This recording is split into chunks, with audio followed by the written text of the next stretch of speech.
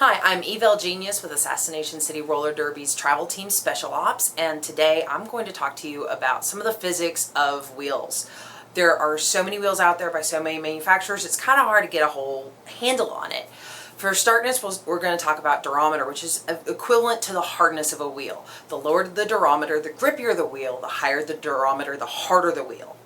Our lowest indoor wheels are generally going to be Adams Poisons at 84A durometer, and these are generally good. I shall go into how to pick which wheel later, but 84A, and then we move up to something like the Fugitive Mids. The purple are at an 86A, and you can keep on going. And slightly harder would be the Radar Flatouts at 88. A little bit harder, we have Heartless at 90, the Creepers. Then you can have Jukes at 93, Low Boys at 95, and these are the, Stingers? Strokers at 98.5, which is, I believe, the hardest that are currently made for Derby currently. If you want to go harder, you have to go artistic, and then that just becomes a nightmare. So, basically, the first thing that, not necessarily the limiting factor, but the first thing that you're going to have to consider is your body type. I am 224 pounds. I cannot skate like a 100-pound itty-bitty little jammer. So for me, I will go with the harder wheels because everything that goes on with this is effectively your normal force, which is your weight, since we're not skating on the moon yet and have to recalculate for the moon's gravity. So basically your weight. If you're a heavier skater, you'll go with a harder wheel generally. If you're a lighter skater, you're going to go for a stickier wheel, namely because there's that nice little sweet spot where you get enough slide, but not too much. And everybody has different tolerances on how much they want to slide versus how much they want to grip. And that actually comes down to everybody's individual skating style. I mean, you could end up with a heavier skater on a really soft wheel because they just like to stick. They do not want to move. The end, they stay. Come hell or high water, they stay. That's their spot, the end. There's other skaters, itty-bitty little things that like to slide around like it's ice. So it really comes down to individual personal preference, but that generally, heavier skaters and harder wheels, lighter skaters and grippier wheels tends to be the way it kind of works out. And since we just don't skate around in midair, we actually have to talk about the surface you skate on. And there's three general types that that you'll generally experience in Derby. It'll be smooth, polished concrete, skate court, and wood.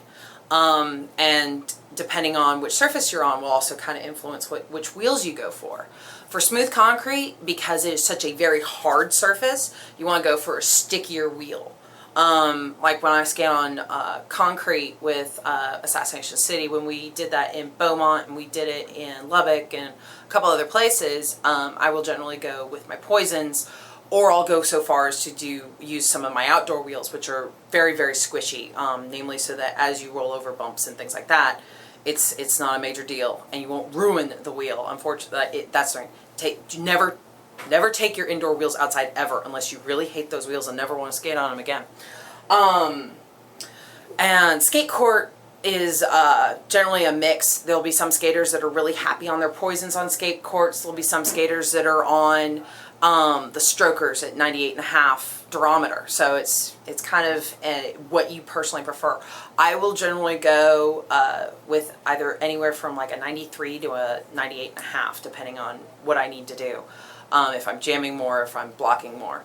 And then you have wood, which is generally considered the stickiest surface. So you can use your really, really hard wheels there.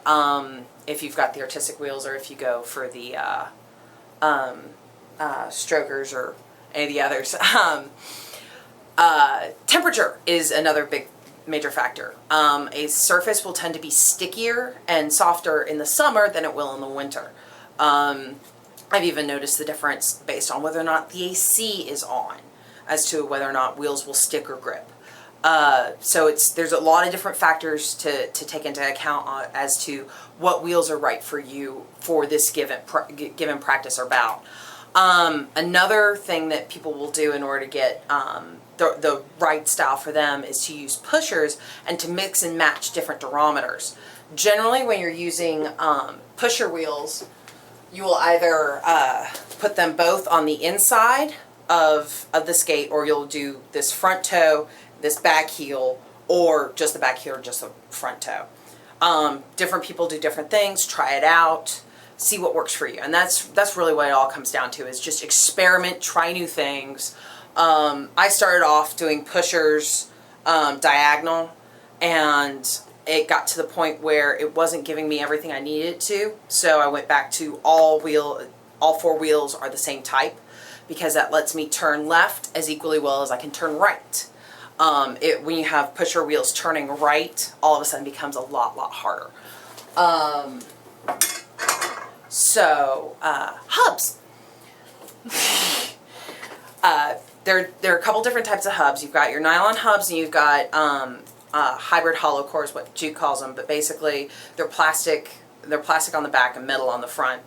The difference is that these will give different responses.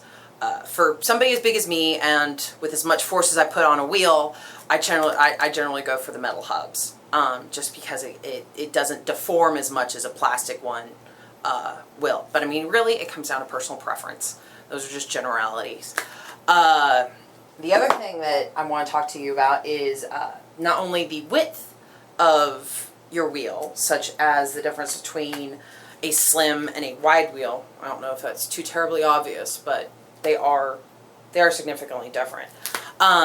People will use this lip in order to edge on their skates, in order to be able to really get up on that side, and only skate on two wheels. Other people consider it just getting in the way, and they clip skates with those extra little 4 millimeters. It's amazing what a difference 4 millimeters makes. So again, that comes down to personal preference. The other difference is in height. You can tell that the Jukes are much shorter than the Dubs, and you generally do not want to mix wheels of different heights. You end up doing this teeter-tottering motion with your skates. You never end up with 4 wheels on the ground, and you introduce unnecessary instability when you start to do that. So the shorter wheels tend to give better reactions, because they spin faster. They don't go as far with the same spin as a larger wheel will. And so some people prefer that because it makes them feel more agile, things like that. I generally go for full height, narrow wheels, and that's just my own personal preference. I think that's about all I have about some of the physics of this stuff. And you can find all of these awesome wheels and more at rollergirlskates.com.